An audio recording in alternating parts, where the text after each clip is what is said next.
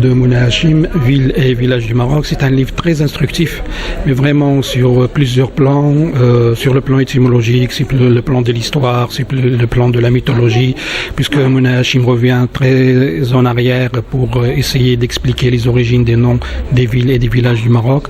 On trouve des références qui datent des Grecs, des Phéniciens, des Byzantins, etc., etc. En tout cas, c'est un livre qui est présenté sous forme de dictionnaire et c'est un livre, comme je viens de lire, qui est intéressant. Je pense que chacun doit avoir ce livre dans sa bibliothèque, tout simplement parce que ça nous renseigne sur notre histoire, sur l'histoire du Maroc, pas simplement sur l'histoire du Maroc, mais de façon plus précise sur l'histoire de chaque région du Maroc. Et ça, pour moi, c'est un travail immense, c'est un travail colossal qu'on doit applaudir. Bravo à l'autrice et bravo à tous ceux qui auront la chance de le lire. Merci.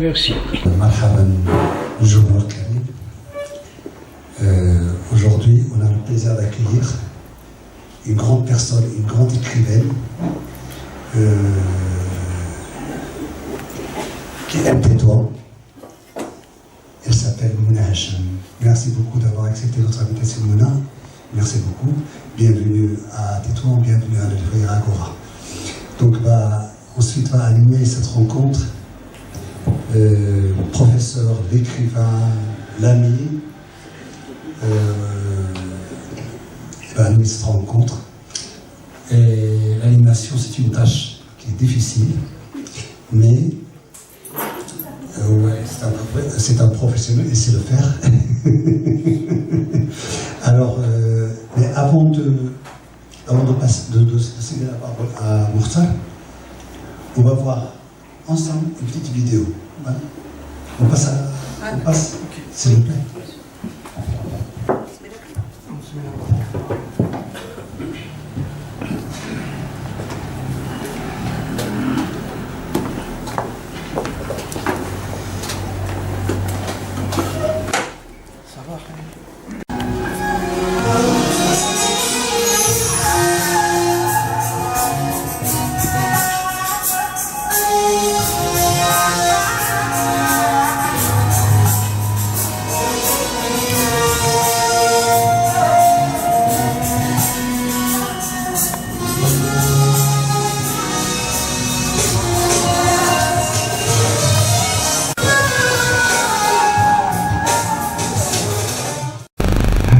Je renouvelle mes remerciements à Sir Aziz qui a, comment dirais-je, eu d'abord l'intelligence et la gentillesse d'inviter Mouna Hachim. Et Je le félicite d'abord parce que Agora est devenu un lieu incontournable de la culture. Je te connais suffisamment pour savoir que ton rêve le plus grand était cela. Et ce rêve est déjà réalisé. Donc tout ce qui viendra, c'est du bonus. Là, je te dis bravo, parce que maintenant, qu'on le veuille ou non à Tanger et ailleurs, quand on parle de culture, on parle de la librairie Agora. Et donc, qu'est-ce qu'on peut espérer de plus? Ça, c'est la première chose. Deuxième chose, je remercie Mouna d'être là parce que, tout simplement, quand Aziz m'a dit « Est-ce que tu veux bien modérer la rencontre de Mouna Hachim ?» j'ai même pas dit oui. J'ai dit « Si tu ne le fais pas, je te tue. » Donc, je suis vraiment très heureux. Pourquoi? Parce que c'est la première fois qu'on se rencontre. Mais je te suis, je te tutoie aussi, si tu permets. Je te suis depuis longtemps. J'ai même eu la chance de diriger un PFE, ce qu'on appelle un projet de fin d'études, sur le roman historique, qui portait justement sur ton livre. Et le livre, c'était une étude comparative entre ton livre et celui de Kabel Ami, Ben Aïcha. Voilà. Et donc, parce que justement, et c'est peut-être la première question que je vais annoncer, étant donné que tout ce que j'avais préparé concernant la présentation de l'autrice, eh ben, je ne vais pas le faire parce que vous le savez déjà. Donc, vous m'avez fait gagner du temps. Et donc, je vais passer directement à d'autres questions qui me semblent très intéressantes. Alors, vous avez remarqué, bien entendu, dans la vidéo, dans la présentation, les titres des livres écrits par Mouna Hachim. Et vous avez sûrement constaté que ça tourne presque toujours autour de l'histoire avec un grand H. Il y a toujours de l'histoire dans les écrits de Mouna Hachim, même lorsqu'elle fait de la fiction, c'est à base d'histoire.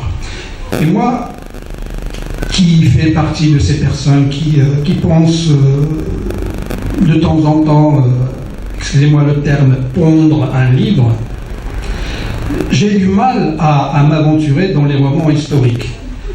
Je l'avoue, je suis peut-être incapable de faire un roman historique parce que j'estime que le roman historique est un roman qui est plus dur qu'un roman normal, parce que ça nécessite à la fois une grande imagination, une grande documentation, et le plus dur, c'est cet agencement, cette fusion entre l'historique et le fictionnel.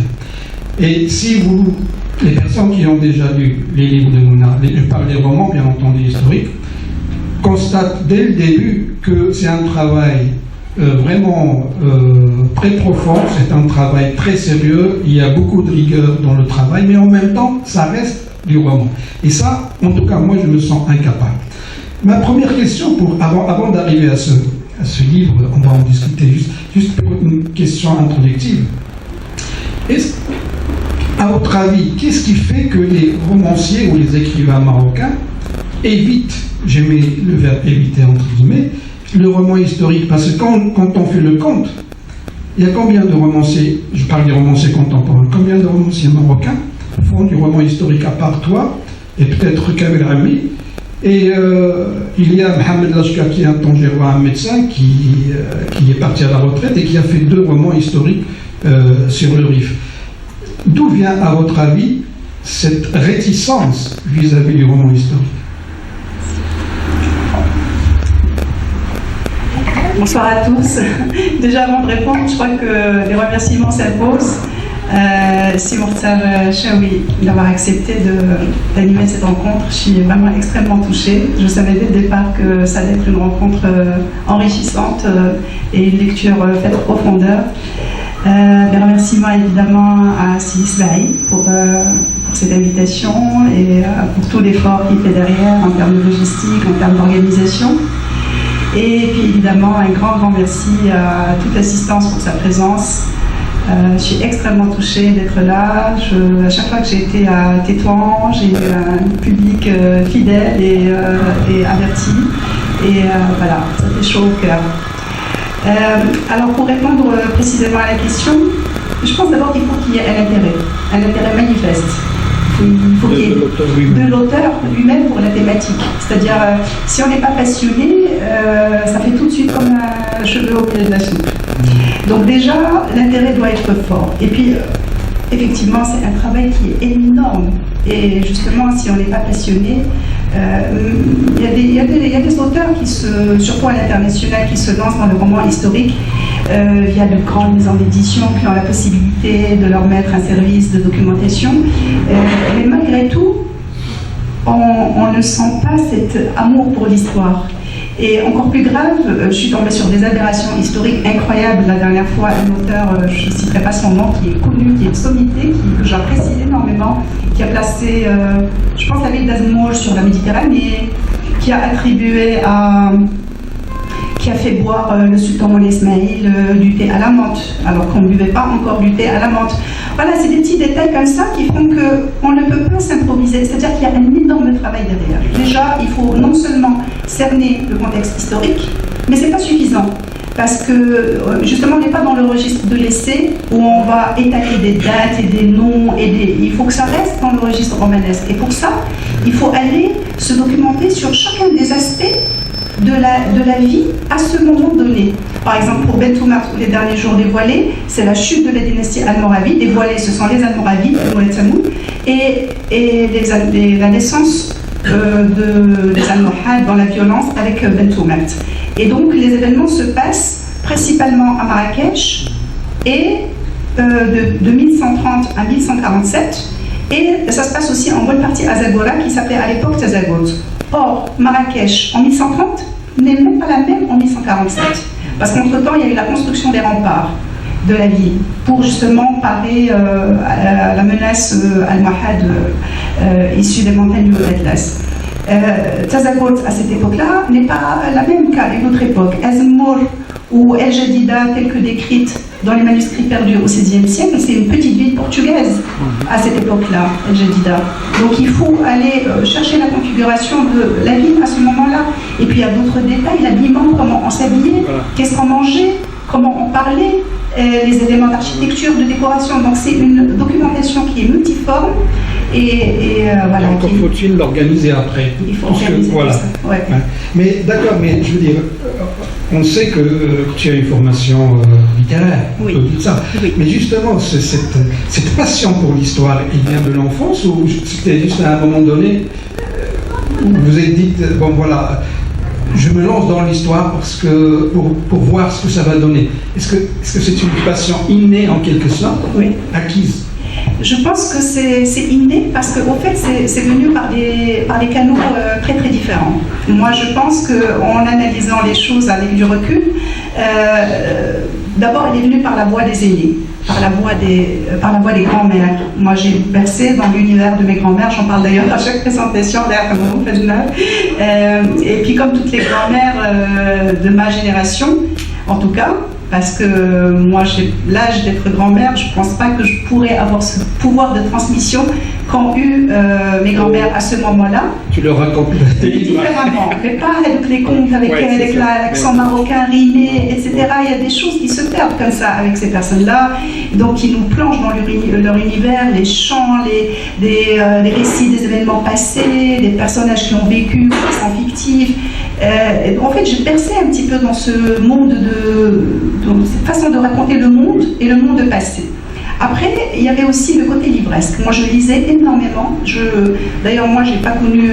J'ai l'impression que j'ai vécu dans ma chambre avec mes livres et la musique et les chats. Donc, un petit peu dans un monde parallèle où je n'ai fait que lire, ou même la bibliothèque de mon père Rahmou, elle s'est déplacée progressivement dans ma chambre.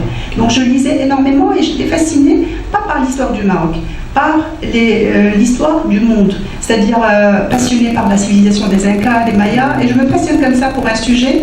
Un des sujets qui a marqué mon enfance, c'était les derniers jours de Pompéi. Et voilà, donc c'est un petit peu ça mon monde au niveau livresque. Et au fait, par le biais de l'université, j'ai fait de la littérature. Et je vais vous dire, ne me le reprochez pas. Le fond de votre pensée. Voilà, je vais vous dire, non, Non, je vais vous dire en toute franchise. Moi, je suis un pur produit de l'école publique marocaine. J'ai fait la fac, j'ai fait parce que mon père c'était un choix. Il voulait pas qu'on fasse la mission, il voulait qu'on fasse l'école publique marocaine parce que lui, enfant de la campagne, il est né dans la région de Casablanca et il ne connaissait pas l'arabe parce que à l'époque coloniale, il n'a pas reçu un enseignement en langue arabe. Donc bien sûr, il y a déjà comme tout le monde, mais il ne maîtrisait pas la langue arabe. Donc il nous disait, il est impossible que vous ne maîtrisiez pas la langue arabe. Mais il se trouve quand même que j'avais de grandes lacunes en langue arabe. Et quand j'ai eu mon bac, je ne rêvais que d'une chose, c'était d'aller à Paris. et voilà, comme tout le monde. Et donc là encore, c'est non, tu vas être formé dans ton pays, prendre conscience de la réalité de ton pays, tu iras à la fac dans ton pays. Et bon, au début, évidemment, je ne comprenais pas parce que j'étais jeune et que mais avec du recul, je me dis, il m'a rendu des services mais incroyables. Et au fait, je n'ai pas fait histoire. Parce que l'histoire, c'était en arabe. Et moi, j'avais un blocage avec la langue arabe. Donc, je me suis orientée un petit peu comme ça vers la littérature. Et d'ailleurs, j'assistais très, très souvent à des cours d'histoire.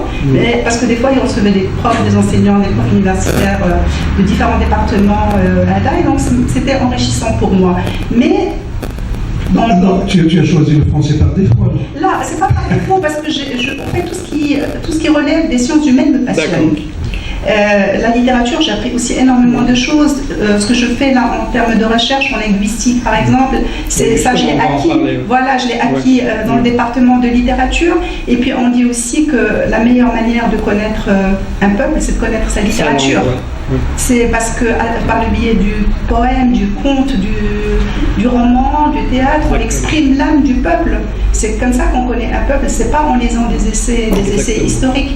Et puis quand j'ai écrit mon premier roman, Les enfants de la Chaouia, parce qu'en 97, j'ai décidé que la vie professionnelle n'était pas pour moi et que j'allais revenir à mes amours, c'est-à-dire la recherche et l'écriture et la lecture.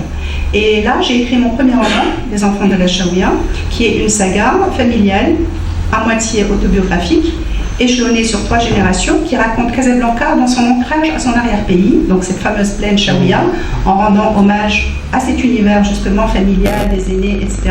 Donc c'est une fresque avec pratiquement 60 de personnages différentes. Et il fallait que je me documente sur Casablanca et sur son arrière-pays. Donc j'ai interrogé des vieilles personnes qui ont vécu les événements, parce que je ne voulais pas me contenter uniquement des livres d'histoire. Les livres d'histoire, des fois, c'est sec, c'est froid, Et les personnes qui ont vécu les événements m'ont raconté des choses incroyables sur le fonctionnement de la ville à cette époque. La ségrégation spatiale, par exemple, pendant la période coloniale, l'espèce de douane qui existait à l'entrée de la ville pour chaque paysan qui rentrait à Casablanca. Ce n'est pas des choses qu'on va trouver dans les livres. Et au fait, c'est là où je me suis rendu compte que moi qui aimais l'histoire du monde, je ne connaissais pas grand-chose à l'histoire de mon pays. Et pourtant, j'ai fait l'école publique marocaine et je suis censée la connaître. Mais je dormais en cours d'histoire parce que c'est des dates, c'est des noms, c'est des données comme ça, trop. Et là, j'ai commencé à lire tout ce qui me tombait sous la main en rapport avec l'histoire du Maroc.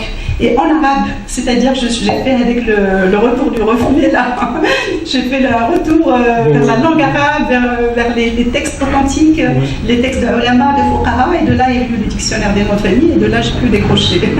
Ok, on comprend maintenant. Justement, je rebondis sur ce que tu as dit à propos de la ville de Casa, parce que tu as écrit tout un livre sur la ville de Casa, et moi j'ai adoré le titre. Je vous donne le titre, Le livre noir de la ville blanche. Le livre noir de la ville blanche. Bien entendu, moi, ce qui m'intéresse, c'est est-ce que vous savez que après la sortie de ce livre, est-ce qu'il y a eu un écho ou des échos de la part des responsables? Est-ce qu'ils ont pris en considération tes remarques, etc. Ou c'est passé à la trappe?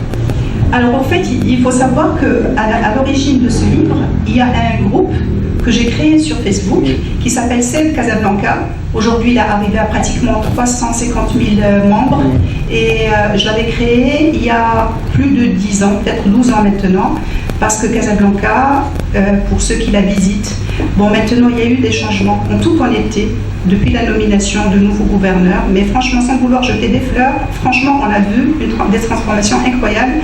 Et je pense que quand même il y a une échéance 2030, etc. Donc ils mettent les bouchées doubles. Mais il y a 12 ans et ça continue. Ça ne veut pas dire que tous les problèmes sont réglés. Certains problèmes sont intacts encore. Mais il y avait un tas de dysfonctionnements. Et je me suis dit, en fait, on ne peut pas rester comme ça impuissant à regarder sans rien faire. Or, qu'est-ce que je sais faire? Pas grand-chose. Je sais écrire, je peux dénoncer. Je pense qu'avec du sérieux et de l'honnêteté, on peut regrouper autour de soi un cercle vertueux qui fasse bouger un peu les choses. Et donc j'ai créé le groupe et ça a fait boule de neige. Et dernièrement, il y avait eu des inondations à Casablanca et l'ancien conseil de la ville n'avait absolument pas du tout réagi. L'inondation, à la fin, je me répète tellement, on se noie dedans. Parce que des problèmes de canalisation, etc. Mais en tout cas, on s'est noyé dans 2 gouttes d'eau. Avec un grand mépris, par leur silence, des personnes du conseil de la ville. Donc là, j'ai décidé, parce que avec le groupe, les gens, ils expriment leurs doléances, ils expriment leurs idées, ils expriment par des suggestions aussi, et avec des photos, avec des textes très durs, très âpres, des fois en arabe, d'Alija, toutes les langues sont permises, sont autorisées sur le groupe. Donc moi, j'ai eu l'idée tout simplement de regrouper les doléances des membres du groupe et de les organiser sous une forme cohérente. Donc voilà, donc avec d'abord tous les chantiers en retard, et il y en avait, hein, mais des chantiers, c'est-à-dire des chantiers qui devaient se terminer en 2 ans, qui étaient à 10 ans, 15 ans de retard, à Casablancaise, à l'époque le parc de Digarab, etc. Donc bref, j'ai fait ce livre, toute seule comme une grande, en regroupant tous les éléments par contre des membres du groupe, et je l'ai sorti d'abord sous forme PDF, gratuitement, je tiens à le préciser, distribué gratuitement à tous les membres du groupe, dans le groupe même, distribué à tous, disons, les décideurs, etc., toutes les personnes. Donc il est sorti d'abord sous cette forme, parce que pour moi, c'était inimaginable de le sortir sous forme de livre. Et Serp Nani Rahmou, à l'époque, je lui avais suggéré Ville et Village, et il me disait, et pourquoi tu ne sors pas le livre noir de la Ville Blanche sous forme de beau livre? Je me dis, comment ça sous forme de beau livre? C'est que des horreurs, c'est des photos, mais de choses incroyables en rapport avec l'occupation de l'espace public, moi, c'est que des catastrophes au niveau de la gestion de la ville. Et il a eu l'intelligence, au fait. Donc oui, voilà, donc on l'a fait comme ça, et je tiens quand même à préciser que moi je ne touche pas un dirham de droit d'auteur sur ce livre, parce que pour moi il est inconcevable de toucher de l'argent sur un livre qui à la base est fait pour une action citoyenne. Et donc il est sorti. Alors il se trouve, on me disait la dernière fois lors d'une rencontre, le conseil de la ville l'achète en plusieurs exemplaires et le distribue en plusieurs exemplaires, ils sont un peu maso sur les bords. L'objectif est atteint. Voilà, exactement. Ok. Donc voilà, on va passer de la ville aux villes et aux villages, et on va aborder de façon directe ce livre que vous avez devant vous, Villes et villages du Maroc. Alors ma première impression, c'est que c'est véritablement un travail énorme. Moi je pense que à la lecture de ce livre, j'avoue que je n'ai pas lu la totalité en tout cas, hein, mais j'ai lu le maximum. Et comme tout un chacun peut un petit peu deviner qu'on est plus ou moins tiré par les villes qu'on connaît, par les villes par lesquelles on est passé, etc. Donc la curiosité m'a précipité vers des villes du Nord d'abord, après c'est Fès, Sahara, etc., des villages que j'aime beaucoup. Et on découvre des choses incroyables dans ce livre. C'est vrai que ce livre est présenté sous forme de dictionnaire, comme vous avez entendu dans la vidéo. Avant de continuer, je voudrais déjà d'abord, est-ce que cette idée de le présenter sous forme de dictionnaire était déjà dans votre esprit avant la publication, ou c'est venu par la suite? Ah non, c'était évident pour moi, comme pour le dictionnaire des noms de famille du Maroc. C'est évident parce que pour le lecteur déjà, c'est d'une simplicité incroyable. C'est-à-dire, on lit, c'est pas un livre qu'on est obligé de lire de A à Z. Exactement. On peut l'ouvrir à n'importe quelle page. Voilà, exactement. Et puis c'est en même temps un livre qui est les signes d'une grande richesse. C'est-à-dire, on va trouver des données historiques, géographiques, biographiques, etc. Vous imaginez si c'est un essai, ce serait barbant au bout d'un moment. Alors que là, la lecture, elle est quand même beaucoup plus agréable. Et puis, même pour moi, au niveau du travail, je papillonne un petit peu d'un nom à un autre, selon mes envies, selon mes humeurs, selon les découvertes que je fais. Et c'est pas permis, par exemple, dans le cadre d'un roman, et encore moins pour le lecteur, parce que vous imaginez un lecteur qui dépose un roman parce qu'il se dit je vais y revenir dans 2 jours, c'est pas possible, c'est très mauvais signe. Mais qu'est-ce qui a motivé ce livre? Est-ce que c'est la publication du livre sur la ville de Casa, et tu t'es dit à un moment donné, ok, je vais maintenant m'élargir davantage, ou c'est un projet que tu avais depuis longtemps? Oui, et ça, je l'avais commencé bien avant le livre noir de la ville blanche, parce que c'est un livre qui m'a pris des années de travail. Et c'est un petit peu toujours comme ça d'ailleurs pour moi, pour ces travaux un petit peu de grande ampleur. Je l'ai commencé un peu comme un jeu intellectuel, et puis après ça prend forme, et même si pour moi dans ma tête ça fait quand même partie d'un projet disons global, mais cette forme de dictionnaire elle est évidente. Moi je trouve qu'elle est très efficace, en tout cas très efficace, et moi j'ai aimé. Moi je vais t'avouer un truc. Quand Aziz m'a demandé parce que je te suis sur Facebook et je sais que tu as présenté le livre à Casa, et je connais Hafsa et tu connais Hafsa, donc on a parlé du livre, etc. Et j'avais peur d'une chose, j'avais peur de tomber sur un livre touristique. Ah, oui. Alors, croyez-moi, ça n'a rien de touristique. C'est pas un livre, parce que des fois, il faut se l'avouer, des fois on tombe sur des livres de ce genre écrits par des Marocains, mais on a l'impression que les livres sont adressés aux étrangers et pas aux Marocains. Ouais. Et c'est écrit sous forme touristique. Et là, ça n'a rien à voir. Moi, je considère que là, on est devant un livre académique, et je pèse le mot, un livre académique dans lequel il y a des informations qui, normalement, devraient être enseignées à la fac. Pourquoi? Parce que quand j'ai découvert des choses sur Tanger, ma ville, que je ne connaissais pas. J'ai découvert des choses sur Tétouan, sur Chefchaouen, etc., que je ne connaissais pas. Et là, c'est pourquoi je dis que c'est un travail colossal, c'est un travail qui a rien qu'à voir la bibliographie en français et en arabe. Je crois qu'il y a en anglais aussi. Je traduis. Mais c'est énorme, énorme, énorme. C'est-à-dire que c'est pas un livre qui est fait dans la facilité. Et lorsqu'on lit ça, on se dit, on sort un peu plus intelligent qu'avant, j'ai l'impression de le dire. C'est-à-dire que moi ce qui m'intéresse dans un livre, même un roman, c'est quand je termine le roman, je me dis qu'est-ce que j'ai appris. Même pour un roman, je dis qu'est-ce que j'ai appris, ne serait-ce que émotionnellement parlant. Et là, pour un livre, je me dis qu'est-ce que j'ai appris du livre de Mounaj. Eh bien, je peux vous dire que j'ai appris beaucoup de choses. Donc, pourquoi? Parce que d'abord, c'est un travail sérieux, c'est un travail documenté, mais je ne peux pas vous dire à quel point il est documenté. Et c'est un travail qui est introduit avec une finesse, avec une simplicité, je ne dis pas simplisme, avec une simplicité qui vous entraîne dans la lecture. On est d'accord? Et ça, pour ça, je te le dis publiquement, bravo, parce que moi, je suis incapable. Moi, je suis incapable. Maintenant, je vais m'arrêter sur une phrase que j'ai adorée, par laquelle vous avez, parfois je dis vous, soit tu, c'est pas grave, tu as ouvert le livre avec cette phrase. Chaque parcelle de terre appropriée par l'homme porte un nom qui représente un marqueur de son lien à l'espace. Et là, je trouve que tu soulèves par cette question, que je trouve moi une question philosophique. Pourquoi? Parce que, tout simplement, tu me dis si je me trompe, une question philosophique qui porte sur l'attachement de l'homme à l'espace qu'il a vu naître. Et donc, d'où l'expression terre natale. Hein, d'où l'expression terre natale.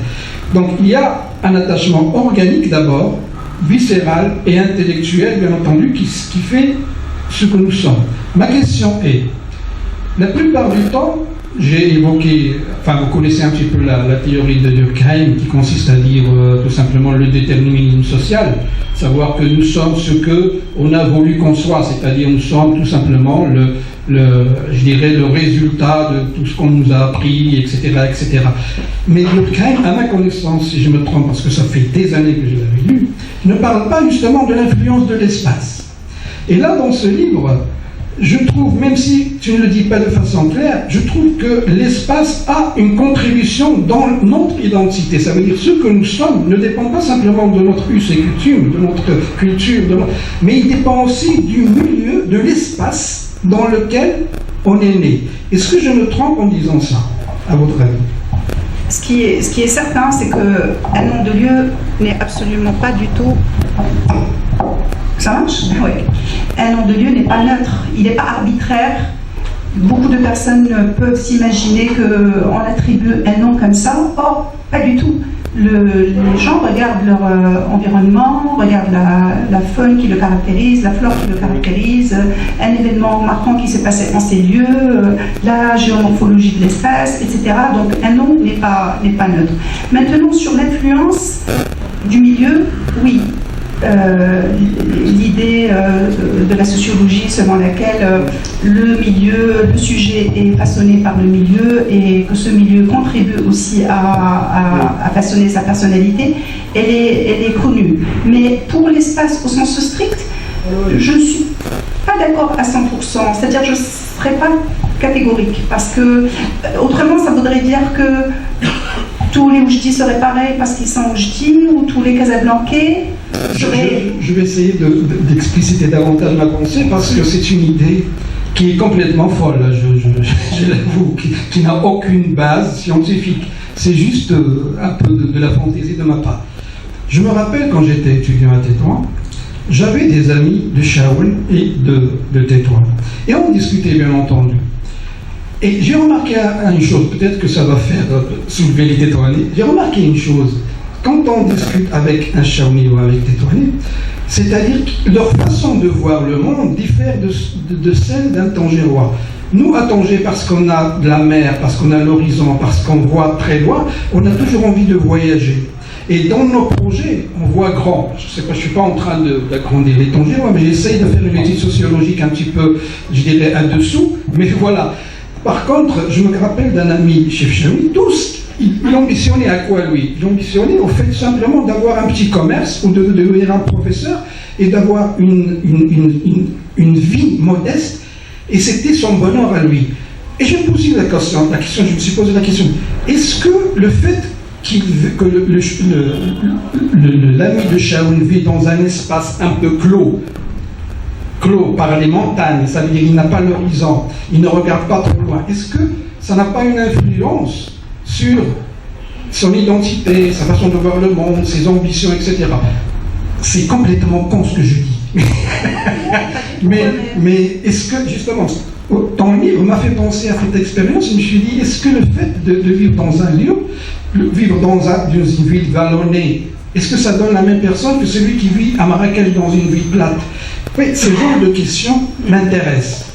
En tout cas, ce que je peux affirmer de manière claire, c'est que dans le regard de l'autre, le lieu d'où on vient est déterminant et important ça, dans notre culture. Oui, c'est des clichés. Ouais. Et d'où la fameuse question Ninsa, qui permet de, c'est-à-dire, de déterminer un peu dans la case. Et oui, et pas géographiquement, hein. Voilà.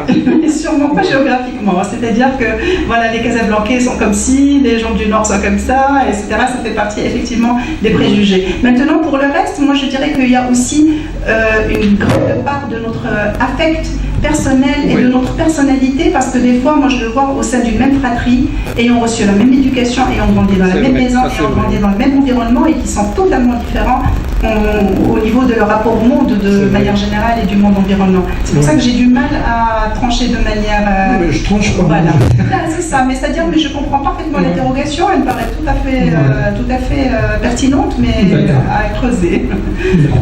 Alors, une autre question importante, j'espère que je ne vais pas me perdre. Je suis déjà perdu d'ailleurs. Justement, tout à l'heure, tu as évoqué une question pertinente qui est quoi? Excusez-moi, je cherche dans mes fiches. Justement, cette question sur les noms qu'on choisit en fonction de la faune, de la flore, de l'eau, etc. Est-ce que vous pouvez nous expliquer ça de façon plus détaillée? Voilà. Alors, si c'est de façon détaillée, vous me permettez de regarder, parce que j'avais mis un petit oui, parce que les gens, par exemple, un élément fondamental, c'est la présence de l'eau. Il y a combien de toponymes qui évoquent cette présence de l'eau, par exemple, je vais partir directement aux pages. Alors, bien sûr, il y a une partie qui est en langue amazière, qui constitue le fond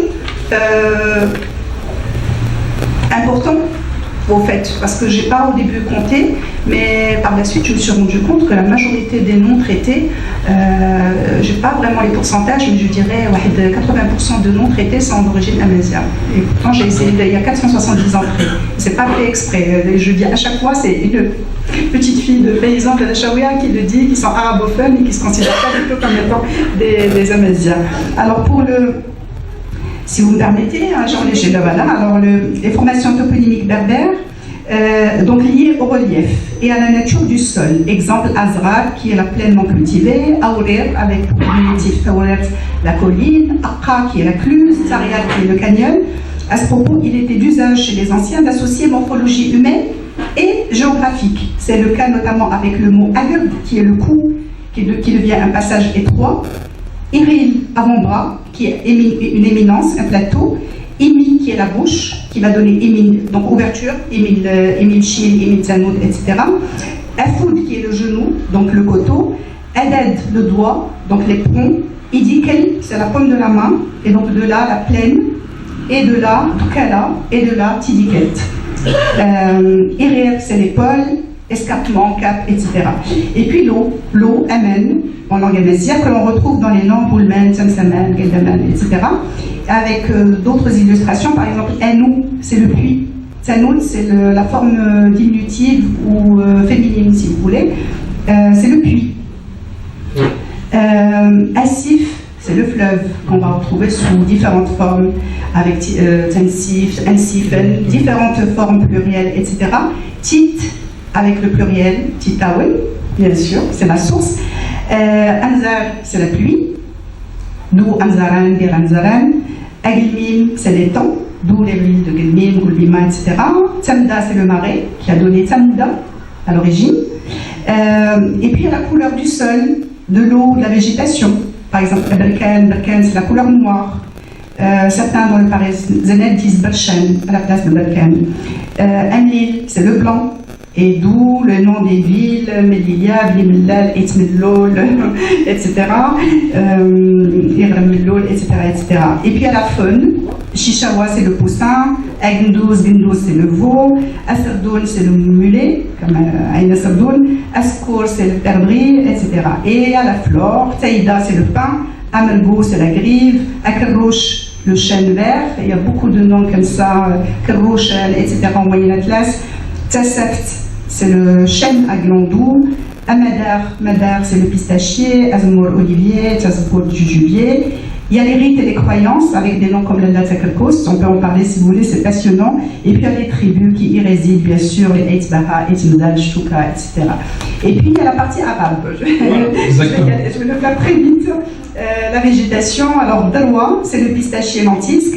Tarfa, qui a donné son nom à la ville de Tarfaya, c'est le tamari, ou le tamaris comme ils disent parfois. Roumani, Rouman. La faune, c'est l'Aroui, mouflant à manchette. Bjad, probablement Abou Jouhada, qui est un des surnoms du loup. Situation géographique, géomorphologique et la nature du relief. L'Hajb, c'est la barrière. Zhiliga, c'est toboggan, tout simplement. La présence de l'eau, avec la mention oued, fleuve, etc., comme on le voit un peu partout. Aïn ou plusieurs aïoun, sources. Et à ce propos, c'est étrange parce que parfois il y a une juxtaposition de l'élément amazigh qui est Arbel avec Aïn. Ça donne Aïn, Arbel. C'est-à-dire on traduit, c'est source de la source, sous une forme pléonastique. Ouais. Après, il y a les noms de tribus, les Olad Jabal, Khiyaïtal, Maachat, etc. Il y a les maisons de Qaïd Mkhzen, Darul Zidour, Dar Rachid, qui étaient à l'époque des castels des demeures seigneuriales de Qaïd, de la région nommée par les sultans. Des lieux liés à la circulation et au commerce, les souks, alors là, les Pniem, les Mamra, etc. Les gîtes d'étape, Menzel, Nzala, les caravansérails, entrepôts, dans la forme diminutive, Fendok, Fnidok, c'est ça qui a donné Fnidok, le game, Shra', etc. Il y a plein d'exemples comme ça, mais si ça prouve quelque chose, c'est tout simplement le lien que les gens ont avec leur terre. Oui. Que ce soit la terre, que ce soit les personnes intéressantes, etc. Mais il y a parfois, et tu le fais très bien dans ton livre, il y a parfois des considérations autres Par exemple, l'exemple que tu donnes de Rachidiyya et de Mohammediyya, ça c'est une décision qui vient de très haut, je pense, et donc ça n'a rien à voir avec Il y a un point aussi que je voulais évoquer avec toi, c'est le nombre de, je dirais, de disciplines que tu as dû visiter pour faire ce livre. C'est-à-dire que on est d'abord dans l'explication de l'origine d'un nom. Mouna ne se contente pas de ce qu'il y a, c'est-à-dire il a commencé avec les Grecs. Il y a certaines villes, il revient vers les Grecs jusqu'au Maroc d'aujourd'hui, en passant par les Byzantins, par les Phéniciens, par les Amazighs, par les Arabes, etc. C'est aussi un livre d'histoire en quelque sorte. Hein. Moi, la question que je me dis, mais en lisant certains passages, je me dis, mince, mais comment il a fait pour parce que dans ce que tu écris aussi, il y a aussi la mythologie, il y a aussi, je dirais, la mythologie et les mythes. Et je me suis posé la question, comment il fait pour distinguer ce qui est factuel, ce qui fait partie de l'histoire, ce qui est véridique, de ce qui est du domaine de l'anecdote, ou comment dirais-je, tout simplement, j'allais dire le mensonge, je ne sais pas si le mot est exact. C'est-à-dire, là, c'est quand même, ça demande un travail je dirais, de séparation entre le vrai et le faux. Ça a dû te prendre beaucoup de temps, ça. C'est-à-dire qu'il y a la partie livresque, sérieuse, tout est sérieux, parce que même les anecdotes, elles sont importantes, parce que c'est un baromètre au fait de la société. Par exemple, on se rend compte qu'avec ce que j'appelle l'étymologie populaire, il y a ce besoin de tout arabiser, même en cherchant l'étymologie. Je vais vous donner par exemple un nom. Par exemple, le nom de Boulmen. Alors, le nom de Boulmen, selon l'étymologie populaire, qu'on va retrouver des fois dans des livres, dans des monographies de région. C'est parce que quand je dis étymologie populaire ou anecdote, ça ne veut pas dire forcément que c'est collecté de manière orale. Des fois, c'est écrit dans des sources écrites. Par exemple, pour Boulmen, je pense que les populations de la région ont été interpellées ou marquées par la visite du sultan Moulay Hassan Ier, qui est passé par là lors d'une de ses expéditions. Et donc, selon cette version, le sultan, en passant par Boulmen, a sécurisé en quelque sorte les lieux qui étaient fréquentés par les brigands, etc. Et donc, c'est devenu Aboul Amen. Or, la logique voudrait, on a bien vu tout à l'heure avec ce terme amen qui désigne l'eau, que ça renvoie tout simplement à la présence de l'eau en ces lieux. Et d'ailleurs, dans la région de l'Ourika, il y a un nom qui s'appelle Boulmen, une tout petit toponyme quelque part à côté de l'Ourika. Donc il y a ce besoin d'arabiser qui revient régulièrement. Moi, j'ai trouvé l'explication au niveau de la méthode, c'est très simple. Le livre porte en sous-titre « Étymologie, histoire et légende ». Et quand il s'agit de faits historiques qui sont recoupés, avérés, c'est raconté en tant que tel. Et quand il s'agit d'une légende, c'est aussi raconté en tant que tel. Tu le signales. C'est signalé. Par exemple, si vous me permettez, alors je vais, par exemple, je préfère des fois lire parce que ça donne vraiment le... Est-ce que je vais... ouais, j'aime bien Demnat parce que c'est... J'aime bien Demnat au niveau de la légende. Alors Demnat, nom berbère pluriel, au singulier Tzadmint ou Udmint, il désigne des terres fertiles. Il est attribué en ce sens à cette ville ancienne, centre politique de Hescoura, nichée au pied du haut Atlas central dans une vaste cuvette au milieu de vergers verdoyants. La légende y ajoute son sel et un élément arabe, Dem, le sang, Dem, celui de Net, donc Dem Net. La jeune fille, contrainte par son père de se marier, s'infligeant pour cela la mort sur un rocher et donnant par là, selon cette étymologie mythique, le nom de la cité. Ces légendes, avec leurs variantes, ne sont pas sans lien avec les croyances associées au gouffre naturel voisin, situé à l'est de la ville, nommé Emin Ifri. Il aurait été peuplé par un monstre à 7 têtes, surnommé Rtaf al-Araïs, voleur de fiancés, tué par un homme intrépide appelé Malik Seif, l'homme au sabre. La grotte est l'objet de mystérieux rites partagés par juifs et musulmans et couve de curieux récits rapprochés de mythes anciens comme celui d'Andromède et de Persée, etc. etc. On pourrait dire la même chose de Tanger quand tu racontes l'histoire de Hercule, de Nuh, Jartein, etc. Donc c'est exactement ça. Alors on a presque terminé. Je pose quand même une dernière question à propos de la période que j'appellerais la période la plus récente. Justement, tu indiques de façon très claire dans ton livre comment certaines villes ont été baptisées, si vous voulez, par la France. Hein. Tu donnes par exemple l'exemple de Sidi Abdullah al-Bahlawi qui est devenu Camp Monor, en référence au lieutenant Maurice Monod, tué sur la route de Salé. Tu donnes l'exemple de Ben Slimane qui a été baptisé Camp Boulot, du nom du jeune lieutenant aussi tué. Autre exemple, c'est sur l'Arba, qui devient camp de bataille, etc., etc.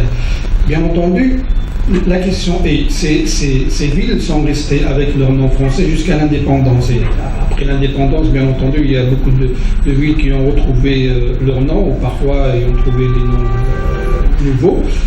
Moi, ce qui m'intéresse, c'est tout simplement, parce que c'est quelque chose que nous vivons encore à Tanger et je présume ailleurs, parce qu'il y a beaucoup de rues, par exemple, de quartiers qui portaient des noms français. Par exemple, moi, je suis né dans un quartier, et quand je suis né dans les années 60, c'était quartier Montparnasse.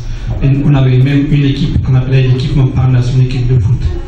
Après, ils ont changé Montparnasse et ils ont mis quartier Atlantique. Je trouvais ça trop mauvais.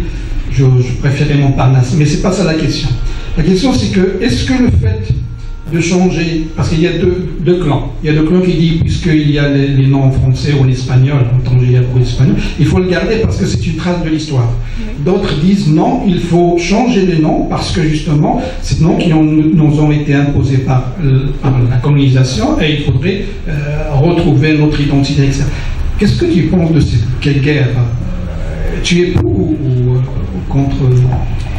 Ben, c'est mitigé, c'est-à-dire que des fois, nous aussi à Casablanca, on avait un quartier de Ma'arif qu'on appelait la petite Sicile parce qu'il y avait une petite communauté italienne, même espagnole et portugaise, et qui est caractéristique parce que c'est des petits ouvriers alors que les Français de métropole étaient au centre-ville. Il y avait je parlais tout à l'heure de ségrégation spatiale, et donc là, même entre Européens, il y avait une espèce comme ça de hiérarchisation au niveau de la ville. Et donc ce quartier, il portait que des noms de montagnes, les Pyrénées, les Alpes, le Jura, etc. Un beau matin, ils se sont réveillés, c'était des noms Abou Mohamed, je sais pas, des noms inconnus au bataillon. Je disais, bah d'accord, ils auraient pu pousser la délicatesse pour mettre au fait des petites indications pour qu'on sache. Oui, ce qui est devenu. Non, mais je connais Madinès parce que c'est des noms comme ça. Aragon, je ne sais pas qui c'est. C'est-à-dire que bon, il faut vraiment être un. Voilà, rigueur, changer la montagne par une montagne. Non, mais à la limite, on se dit. Bon, je veux bien quand il s'agissait du général Drude ou général Damel qui ont massacré les populations marocaines pendant ce qu'ils appelaient par euphémisme la pacification. Je comprends. Je comprends par exemple pour des villes comme ça qui portent le nom de lieutenants qui étaient là en service commandé pour leur mission coloniale.